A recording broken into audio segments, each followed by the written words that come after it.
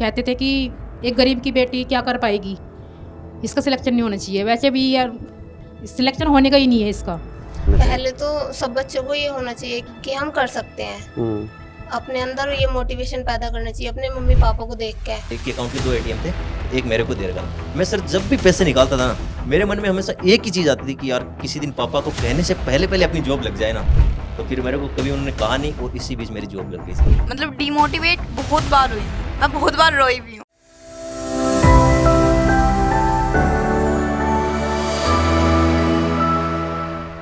नमस्कार साथियों, हम हैं एसएससी अड्डा 24/7 और आज हमारे साथ वो बच्चे हैं जिन्होंने सिलेक्शन लेके ये साबित कर दिया कि अगर आप दिल लगा के किसी काम को करते हैं और किसी काम को शिद्दत से करते हैं तो सिलेक्शन तो आप ही का होगा।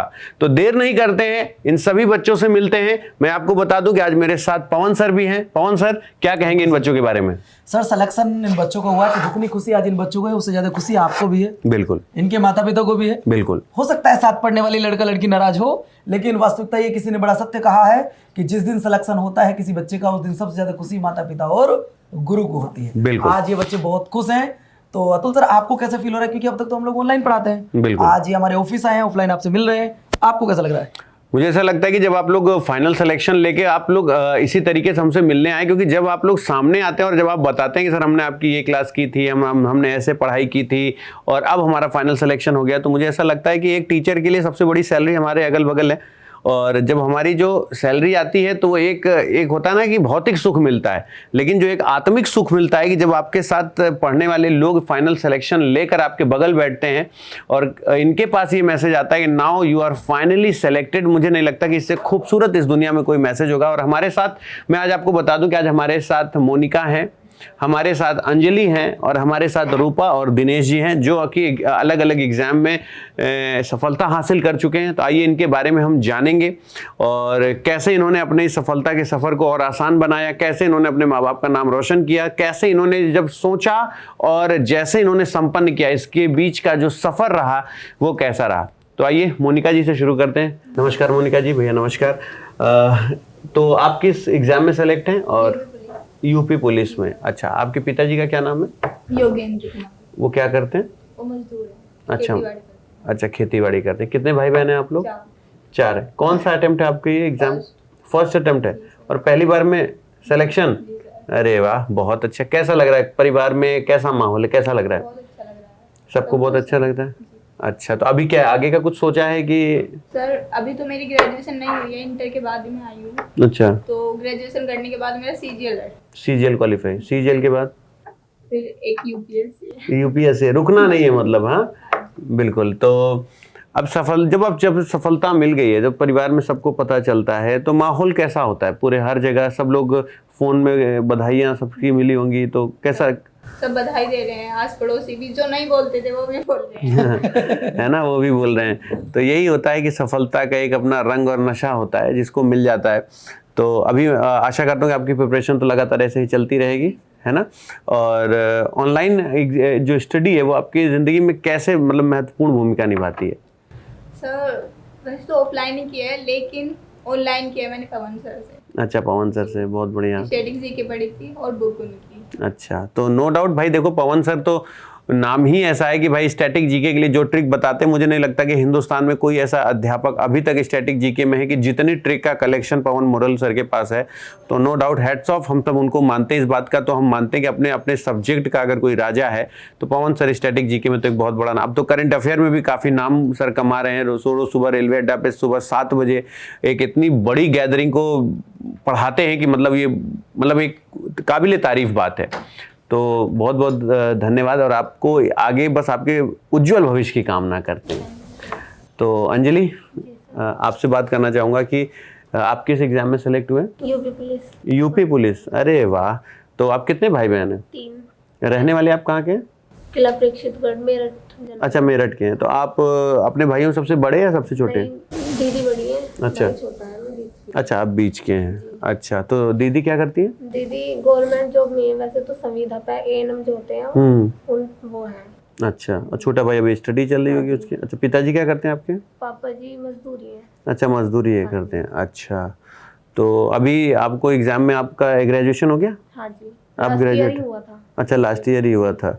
तो अभी यूपी पुलिस में अब सेलेक्ट होने के बाद अभी आपको क्या लगता है आगे की क्या आप, अच्छा यूपी पुलिस में जब आप ये सेलेक्ट हुए हैं तो आगे के एग्जाम के बारे में आपने सोचा है? जी मैंने स्टार्ट कर दी स्टडी वैसे तो एसआई अच्छा के लिए। अच्छा अच्छा, हाँ जी। बहुत बढ़िया। तो आप टेस्ट सीरीज लगाते हैं? नहीं अभी तो बस पढ़ ही रही हूँ, मतलब पहले सिलेबस कंप्लीट हो जाए एक बार टेस्ट सीरीज तभी। अच्छा, ये जब आपने कांस्टेबल का एग्जाम दिया था तो आपने प्रीवियस ईयर पेपर लगाए थे? जी उसका कितना आप समझते हैं कि अगर किसी भी बच्चे को तैयारी करना है तो प्रीवियस ईयर पेपर का कितना योगदान है? उससे वो होता है जो हमारा टाइम होता है उससे मैनेजमेंट हो जाता है टाइम का टाइम, बहुत ज़्यादा। हाँ जी। हाँ, तो अच्छा टाइम मैनेजमेंट हो जाता है। जी, तो अभी ये आपको क्या लगता है कि यूपीएसआई है तो पहले अटेम्प्ट में निकलेगा, जी सर, कोशिश तो पूरी करूंगी इस बार। है ना? जी तो अब एक बार जब अब सिलेक्शन हो गया तो फिर अब तैयारी करना आसान हो जाता जी। है ना? तो ऑनलाइन तो प्रिपरेशन में समय बचता है, हाँ जी। तो ऑनलाइन प्रिपरेशन में मतलब आपको क्या लगता है कि अगर आपको कोई अगर ऑनलाइन आप पढ़ रहे हो तो आपको बच्चों को ऑनलाइन कैसे पढ़ना चाहिए? जो नए बच्चे हैं जो तैयारी कर रहे हैं ऑनलाइन बोलते हैं कि सर हम कैसे वो फॉलो करते हैं, कैसे टीचर को सुने वो? सिलेबस मतलब पहले तो सिलेबस का पता होना चाहिए जब ऑनलाइन स्टडी करते हैं। फिर उसके बाद अपना जो भी मतलब टीचर हो अच्छे अपना हो करो, सिलेबस कंप्लीट, फिर टेस्ट सीरीज साथ के साथ टेस्ट सीरीज भी लगाती रहनी चाहिए। तो मतलब अगर टेस्ट सीरीज लगाते रहते हैं तो फिर उनको ये चीजें करना आसान हो जाता है। बिल्कुल एग्जाम का वो पता चल जाता है कि क्या क्या आता है एग्जाम में। बिल्कुल बिल्कुल, तो ये बहुत सही बात है। और सोचो अगर आपको अगर जैसे अभी मेरे साथ अंजलि है, मोनिका है, अगर ये इनका फाइनल सिलेक्शन है तो आप इनको देख पा रहे होंगे। और जब शायद आप इनको इससे पहले अगर मिले होते तो शायद कुछ लोगों के मन में ख्याल होता कि यार तुम दोनों इतनी छोटी छोटी बच्चियां हो, तुम लोग कांस्टेबल निकालोगी, तुमसे हो पाएगा? भाई इनके घर में कोई भी जाता होगा तो बातचीत करने का ये तरीका होगा, अंकल जी नमस्ते, भैया नमस्ते। तो वो लोग सोचते अरे आपकी बेटी कांस्टेबल की तैयारी करे, निकल पाएगा इससे? तो मैं आपको कहता हूँ प्रत्यक्षम किम प्रमाणम, प्रत्यक्ष को प्रमाण की आवश्यकता नहीं होती। आपके सामने दोनों हैं और जिनका फाइनल सिलेक्शन हुआ है तो सिलेक्शन किसी का भी हो सकता है। तो पवन सर मैं चाहूँगा कि आपके पास रूपा मैम है और दिनेश सर हैं, तो आप इनके साथ कंटिन्यू करें, बताएं। बिल्कुल, thank you so much sir. बहुत अच्छे से इन दोनों गुड़ियाओं ने अपने बारे में आपको बताया है और सिलेक्शन होने से पहले और सिलेक्शन होने के बाद क्या अंतर होते हैं वो गुड़िया ने आपको बता दिया। अभी मुझे एक बहुत प्यारी बात लगी, मोनिका ने कहा कि सर जो सिलेक्शन से पहले बात नहीं करते थे अब सबसे पहली बधाई उन्हें की आ रही है कि ये बेटी कुछ करेगी। मुझे पता था पहले से कि ये कुछ करेगी। तो आइए दोस्तों, इसी क्रम को आगे बढ़ाते हुए मैं आपको मिलाता हूँ रूपा से और दिनेश से। इनके बारे में थोड़ा सा मैं आपको बता दूं। रूपा ने यूपी पुलिस का एग्जाम दिया और एग्जाम क्वालिफाई किया है। और अगर बात करूं दिनेश जी की तो दिनेश जी सीजीएल का एग्जाम क्वालिफाई करके इनको बहुत अच्छी पोस्ट मिली है। दोनों से 1 to 1 बात करूंगा। तो सबसे पहले रूपा, आपसे मेरा पहला क्वेश्चन ये है कि सिलेक्शन से पहले और सिलेक्शन के बाद एक अंतर आपने बताना है ताकि इन बच्चों को लगे कि मेरे साथ भी ऐसा होगा। सर सिलेक्शन से पहले मतलब देखो हर किसी की लाइफ में उतार चढ़ाव आता है जी, तो उसमें कभी भी किसी भी हालत में घबराना नहीं है, उसे फेस करना है। बस अपने प्रिपरेशन को मतलब एक तरीके से इस तरीके से रखना है कि हाँ हमें कुछ मतलब जब हम लग रहे हैं इस प्रिपरेशन में तो हमें मंजिल मिलेगी ज़रूर, हारना नहीं है कभी भी। अच्छा, जैसे आपका सिलेक्शन हुआ, आपके मोहल्ले, आपके परिवार वाले, दोस्त, उनका रिएक्शन क्या था? सर देखो रिएक्शन तो ये होता है ज़्यादातर मैं गाँव की बताऊँ, कोई नहीं चाहता कि हर किसी घर की बात होती है, कोई नहीं चाहता कि इसका सिलेक्शन हो। मैं अपना बता रही हूँ कि हमसे तो खैर बहुत लोग मतलब चलते थे, कहते थे कि एक गरीब की बेटी क्या कर पाएगी, इसका सिलेक्शन नहीं होना चाहिए। वैसे भी यार सिलेक्शन होने का ही नहीं है इसका। हम जैसे बाहर जाते थे दोनों बहन तो बोलते थे कि बाहर जा रही हैं, पढ़ने जा रही हैं, पढ़ने नहीं जा रही है, घूमने जा रही हैं। पर मेरे मन में सिर्फ एक ही वो आता था मकसद कि जो बोल रहा है बोलने दो, मुझे इधर को 2 कान दिए भगवान ने, इधर को सुनो इधर को निकाल दो। अच्छा रूपा, मुझे ये बताओ आपकी फैमिली में कौन कौन है? सर मेरी फैमिली में मम्मी पापा हैं और 2 भाई, हम 2 बहन हैं। दोनों भाई क्या करते हैं? सर दोनों भाई मतलब बड़े भाई की शादी हो चुकी है, वो अब अपनी फैमिली संभाल रहे हैं और छोटा भाई मतलब इंटर किया है, वो भी थोड़ा फैमिली को देखता आपके है। पापा क्या करते हैं? सर पापा तो खैर मजदूरी हैं। मजदूरी करते यस सर। हैं। तो आपको ये मोटिवेशनल कहाँ से मिला कि मुझे गवर्नमेंट जॉब की तरफ जाना है? सर मोटिवेशनल इसलिए मिला क्योंकि हमारी गुड़िया, बीच में आपको रोक रहा हूँ, आपने एक वर्ड यूज किया था, मैं गरीब। Yes sir. गरीब इस दुनिया में कोई नहीं होता और गरीब होना कोई पाप नहीं होता, लेकिन गरीब ही चले जाना पाप होता है। और ये आपने साबित कर दिया है। Yes sir. आपने मेहनत की और उन सबको चुप कर दिया जो आपको कहा करते थे ये कुछ नहीं कर पाए। Yes sir. जी, बस मेरे मकसद यही था कि हमारे फैमिली में किसी की भी गवर्नमेंट जॉब नहीं है और बस मुझे यही लगा था कि मैं अपने फैमिली को ऊपर लेके जाऊंगी। गवर्नमेंट कम से कम चाहे कैसी भी नौकरी हो, पर मुझे गवर्नमेंट जॉब लेनी है। अच्छा, एक लास्ट क्वेश्चन गुड़िया, जो बच्ची आपकी इस बात को सुनेगी, मोनिका की बात को सुनेगी, अंजलि की बात को सुनेगी, Yes, sir. और वो पहली बार तैयारी करेगी, आप उनको क्या संदेश देना चाहोगी कि किस तरीके से पढ़ाई करें, ऑनलाइन या ऑफलाइन? सर देखो, मतलब बेसिक तैयार करने के लिए अगर बच्चे को कुछ पता नहीं है तो उसे तो पहले ऑफलाइन ही जाना चाहिए, और उसके बाद में अपने 6 महीने या 1 साल जो भी उन्हें टाइम लगता है बेसिक समझने के लिए, उसके बाद फिर अपने ऑनलाइन पढ़ो। लाइब्रेरी एक सेटअप बना लो कि हमें लाइब्रेरी में बैठ के अलग पढ़ना है। और मैं सबसे ज़्यादा मतलब सजेस्ट करूँगी कि ज़्यादा से ज़्यादा प्रैक्टिस सेट लगाओ। आपने सिलेक्शन के लिए किन किताबों का सहारा लिया है? सर मैंने और जी स्टेट की जीके तो मैंने आपसे ही पढ़ी थी। ठीक है। आप कहते थे ना कि छोटा पैक बड़ा धमाका। हाँ, वो छोटी किताब के लिए। यस सर, तो इसलिए उससे मुझे बहुत मोटिवेशन मिलता था। ठीक है गुड़िया, थैंक यू सो मच। आप आए, आपने समय दिया, आपने बच्चों को मोटिवेट किया, आपने अपनी कहानी बताई, उसके लिए थैंक यू सो मच। दोस्तों, इसी क्रम को आगे बढ़ाते हुए अब हम मिलते हैं सर वैसे मैंने ये ना प्लेटफॉर्म, मतलब मेरे पास उस टाइम पे फ़ोन नहीं था, मैं बहुत टाइम से वैसे आपसे जुड़ी हुई जी। हूँ। सर की रीजनिंग की क्लास देखती थी औरों के फ़ोन में ही, कि अच्छा पढ़ाते थे। मुझे इनकी ज़्यादातर लैंग्वेज बहुत अच्छी लगती थी सर की। उसका तो दुनिया दीवानी है। यस सर, और आशुतोष सर भी थे, उनकी भी अच्छी लगती थी मुझे। मतलब मेरे पास उस टाइम पे फ़ोन नहीं था, बाद में फ़ोन आया तो थोड़ा मैं ऑफलाइन की तरफ गई थी। अच्छा, यस सर। तो दोस्तों, ये आपने अभी देखा, गुड़िया ने सारी बातें बताई, पढ़ना कैसे है, किस किताब से पढ़ना है, और कितने टाइम पे पढ़ना है, सारी चीज़ें बताई। ऑनलाइन पढ़ना है, ऑफलाइन पढ़ना है, देखिए बंदा अपना एक्सपीरियंस शेयर करता है। अब मैं बात करता हूँ इसी क्रम को थोड़ा आगे बढ़ाते हुए, मेरा भाई है दिनेश, इनसे बात करते हैं। इन्होंने पहले ही अटैम्प्ट में नहीं, अटैम्प्ट तो इनका सेकंड था, लेकिन जो मन से अटैम्प्ट दिया है वो पहला ही था, मैं यही कहना चाहूँगा। और पहले ही अटैम्प्ट में ये CGL क्वालिफाई किए हैं, तो इनसे मैं थोड़ा सा ज़्यादा बात करूँगा। और आइए आपको मैं लेके चलता हूँ सबसे पहले दिनेश जी के बारे में। तो दिनेश जी, सबसे पहले आप मुझे बताइए कि आपका नाम क्या है? मैं बोल चुका हूँ, परिवार में कौन कौन है, पूरा एक बार अपना इंट्रोडक्शन। सर मेरा नाम दिनेश कुमार बदाला है जी। मेरे पापा का नाम श्री प्रहलाद राम जी बदाला है और मम्मी का नाम कमला देवी है। मेरे पापा पुलिस में हेड कांस्टेबल है और मम्मी हाउसवाइफ है। सर मैंने बीटेक किया था, उसके बाद काफ़ी टाइम में अलग अलग, मतलब कि मैं पहले बॉडी बिल्डिंग में जाना चाहता था, उसके बाद कुछ वहाँ नहीं हुआ, फिर मैं मार्केटिंग में कुछ करने लगा, एक बाद में आइडिया में काम करने लगा। तो सर इसके बाद मैंने, मतलब कोविड के बाद में जब मैं गांव आया, काफ़ी लोग बोल रहे थे इनका कुछ नहीं होना, क्योंकि मैं जयपुर रह रहा था उस टाइम। तो मेरे को थोड़ा ऐसा लगा कि फिर भी मैंने तैयारी शुरू नहीं की। फिर मेरे को लगा कि नहीं यार, अब तो जॉब लग के दिखाना ही है इनको। सर जब मैंने तैयारी शुरू की ना, उसके बाद जब मैंने लाइब्रेरी ज्वाइन की, गाँव आने, जयपुर से छोड़ दिया मैंने और गांव आया, लाइब्रेरी मैंने ज्वाइन की। उसके बाद सर मैंने ऐसा डिसाइड कर लिया था कि अब मैं जॉब लेके रहूँगा। और सर मेरी एक और चीज़ मानना है कि जब भी आप तैयारी करो तो आप मिडिल में रह के कुछ भी नहीं कर सकते। सक्सेस आपको मिडिल में रह के कहीं भी नहीं मिलेगी। या तो आप, जब आपको एंजॉय करना है, कुछ करना है, तो वो आप पहले कर लीजिए, और अगर आप तैयारी कर रहे हो तो फिर आपको 100% आपको अपना एफर्ट्स देने पड़ेंगे। दिनेश, बीच में आपको रोकना चाहूँगा, आपने ये कैसे डिसाइड किया कि मुझे CGL की तरफ ही जाना है? सर मेरा बैकग्राउंड थोड़ा मैथ्स और इंग्लिश में थोड़ा ठीक था, मतलब मैंने बीटेक किया था तो मेरी मैथ्स शुरू से ठीक थी। तो मैंने ये डिसाइड किया कि मुझे कौन सा एग्जाम जो मुझे हेल्प कर सकता है मेरे सब्जेक्ट्स में, मेरे बैकग्राउंड में। तो सर मैंने बाद में CGL, और मेरे पापा ने भी मुझे सजेस्ट किया कि तू CGL की ही तैयारी कर। CGL से अलग आपने कोई और भी एग्जाम दिया क्या? सर मैंने CHSL और CGL के ही फॉर्म भरे। मेरा टारगेट एक ही था कि मुझे सिर्फ और सिर्फ CGL क्रैक करना है। इसके अलावा सर मैं एग्जाम देता था CHSL का, बाकी मैंने MTS का कभी कोई फॉर्म नहीं भरा, SSC GD का फॉर्म नहीं भरा, क्योंकि मैं नहीं चाहता था किसी भी बंदे की कोई सीट खराब हो।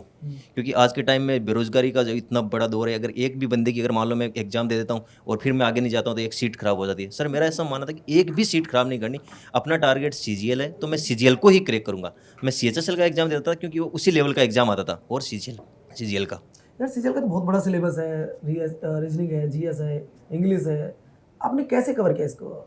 मैं सबसे पहले GS की अगर बात करूं तो आपने अपनी GS को कैसे कवर किया? सर देखो, GS में मेरी जो पूरी प्रिपरेशन है उसमें SSC ये अड्डा 247 में, और आपका खासकर सबसे बड़ा रोल है वो आपका है। क्योंकि मैंने एक बार YouTube पे, मतलब आपकी जो रिकॉर्डेड क्लासें थी, एक बार मेरे सामने आई थी, तो फिर मैंने देखा यार सर कौन है, इतना बढ़िया इसको एक्सप्लेन कर रहे हैं। फिर क्या सर सब्जेक्ट था?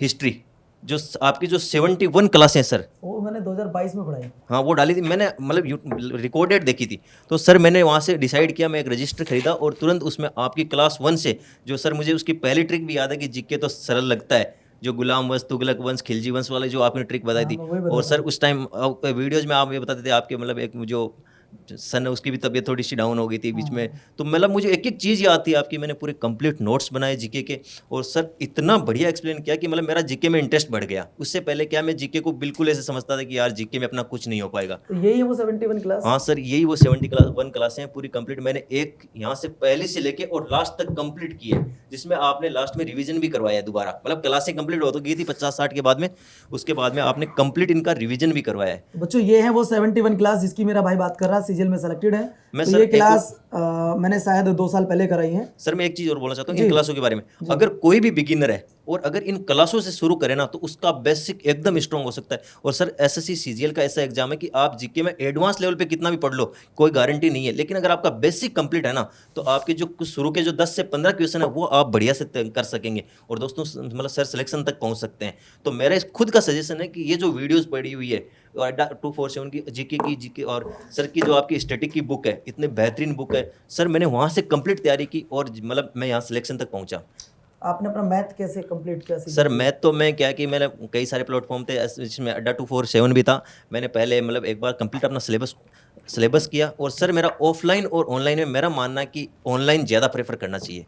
उसमें क्या है कि सर आप अगर ऑफलाइन कोचिंग करेंगे तो आपको 2 घंटे पहले कोचिंग में जाना पड़ेगा आगे सीट पे बैठने के लिए, और आपका टाइम वेस्ट होगा, आने जाने में होगा, और अगर आपको बाहर भी रहना पड़ सकता है। तो सर आज जो सबसे ज़्यादा दिक्कत आती है वो मेंटली स्ट्रेस की, कि बाहर रहेंगे तो आपको खाना है, आपको पैसे की एडजस्ट करने हैं, क्या सारी चीज़ें। लेकिन अगर आप ऑनलाइन कोचिंग करते हैं ना तो आपको कुछ नहीं करना, आपको बस घर पे अपना मोबाइल हो और सर की क्लासेस का पता रहना चाहिए और एक फिक्स रूटीन रहना चाहिए। ऐसे नहीं कि आज पवन मोरल सर की किताब बुक पढ़ ली, कुछ और पढ़ लिया, कि कल कुछ और देखा उसको पढ़ लिया। मेरा मानना है कि अपनी जो फैकल्टी है उस पर बिलीव करो, सबसे बड़ा है।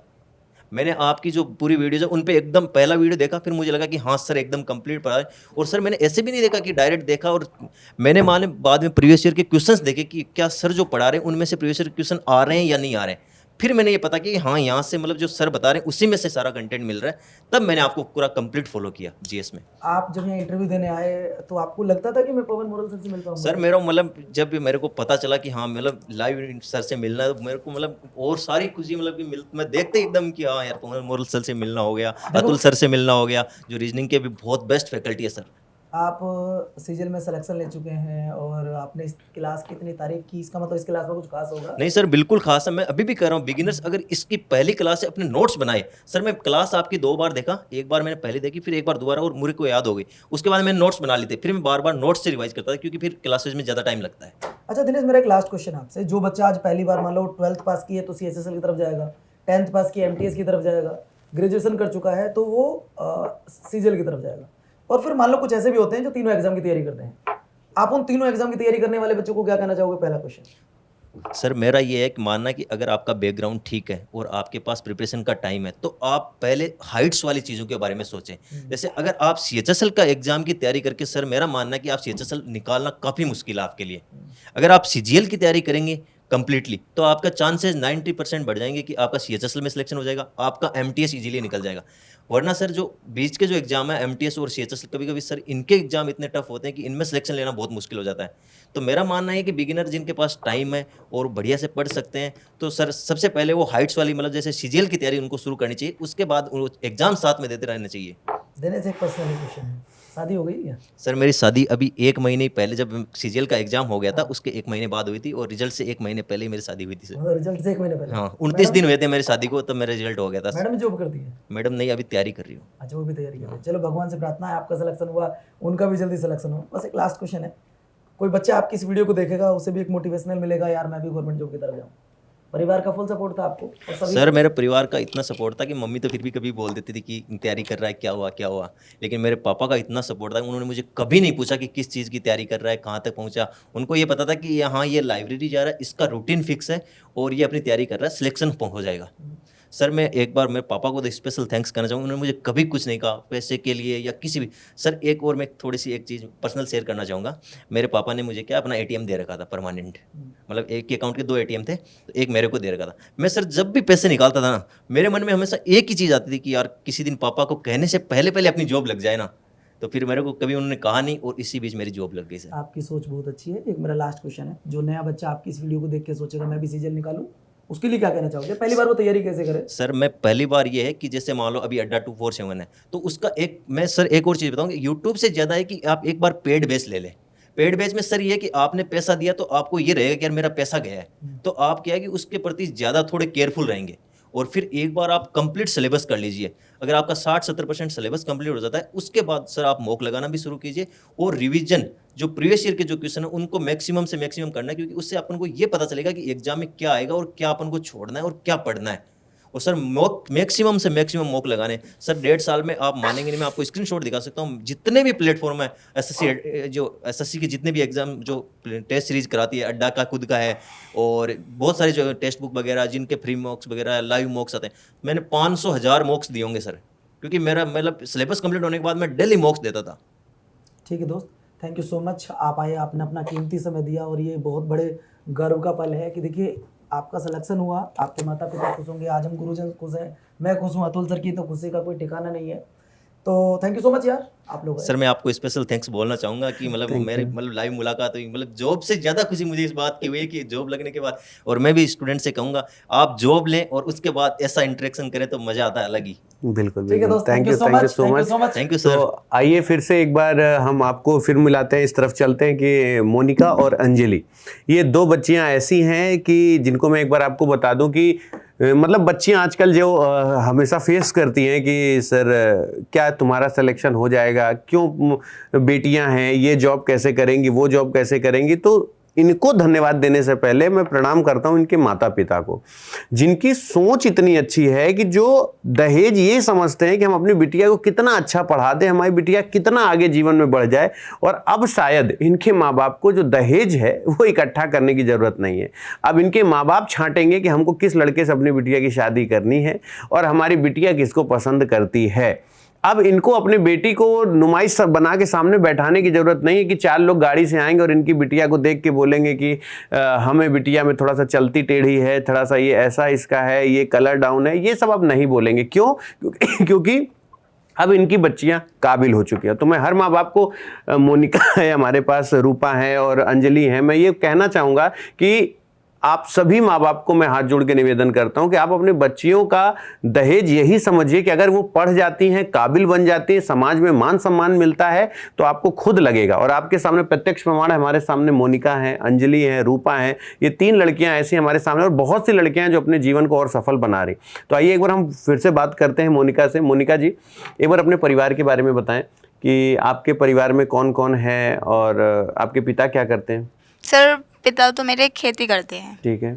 और मम्मी हाउसवाइफ है। मम्मी हाउसवाइफ है। जी। तो ज्यादा कौन चाहता है आपको, मम्मी या पापा?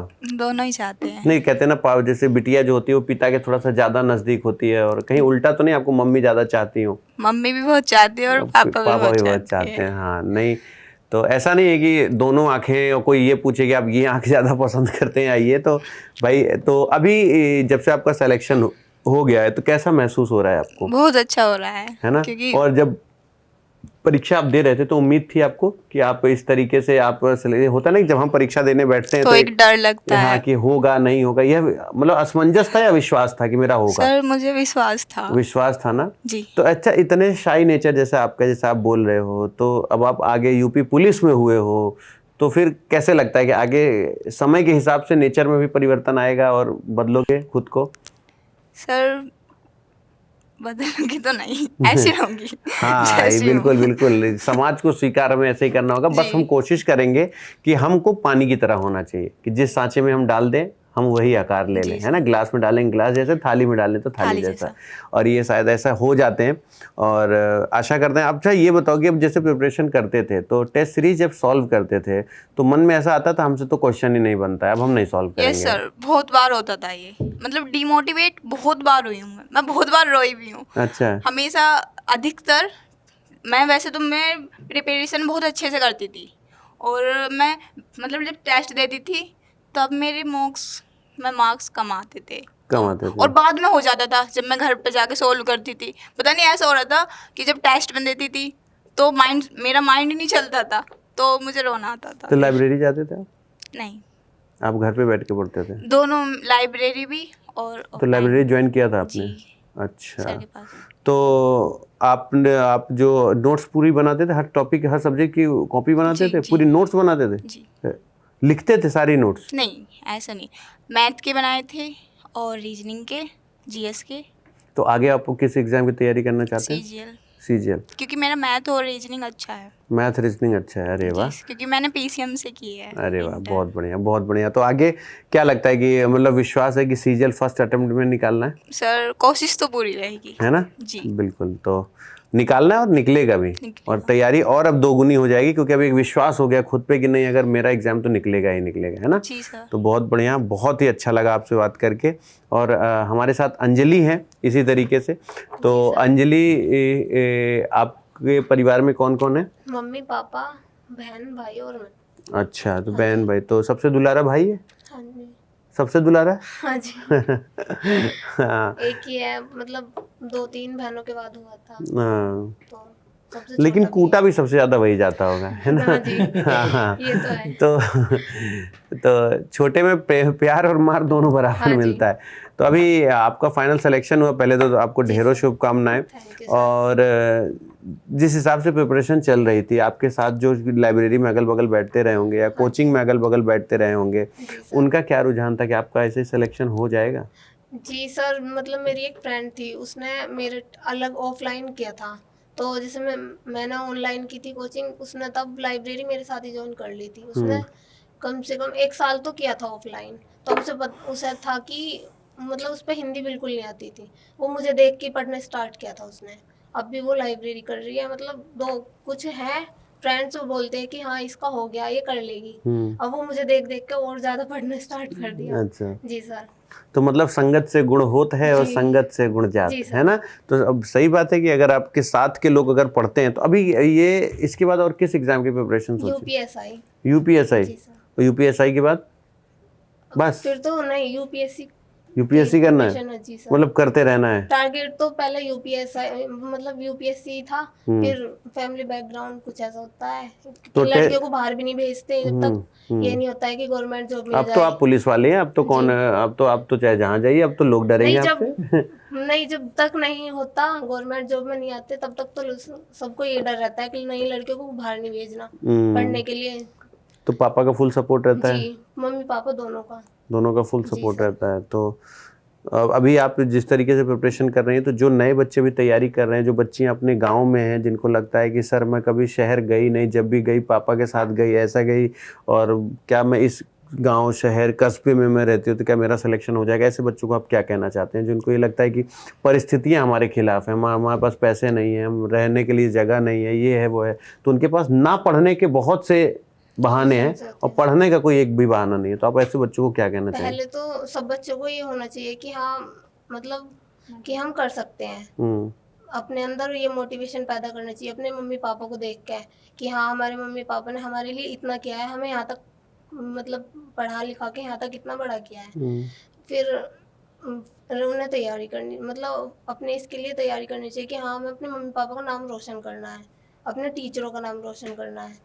बिल्कुल। तो जब आपके पास कोई ध्येय होता है, जब आपके पास कुछ करने का एक जज्बा होता है कि नहीं सर मुझे दुनिया वालों को कुछ करके दिखाना है, क्योंकि जब तक होता है ना कि एक आग नहीं लगती ना, जब तक एक टशन नहीं आता तब तक मज़ा नहीं आता। और कहीं ना कहीं जब पिताजी एक रुंधी आवाज़ में बोलते हैं कि बिटिया खूब मन लगा के पढ़ना, सिलेक्शन ले लेना, जब भी मम्मी पापा का पैर छूते हैं वो हाथ फेर के सर पे कहते हैं हमारा बउआ खूब बड़ा ऑफिसर बन जाए, हमारी बिटिया खूब जीवन में आगे बढ़े, तो उस आशीर्वाद के पीछे एक उम्मीद छुपी रहती है कि हमारी बिटिया, हमारा बेटवा जैसे तैयारी कर रहा है ये खूब जीवन में आगे बढ़े।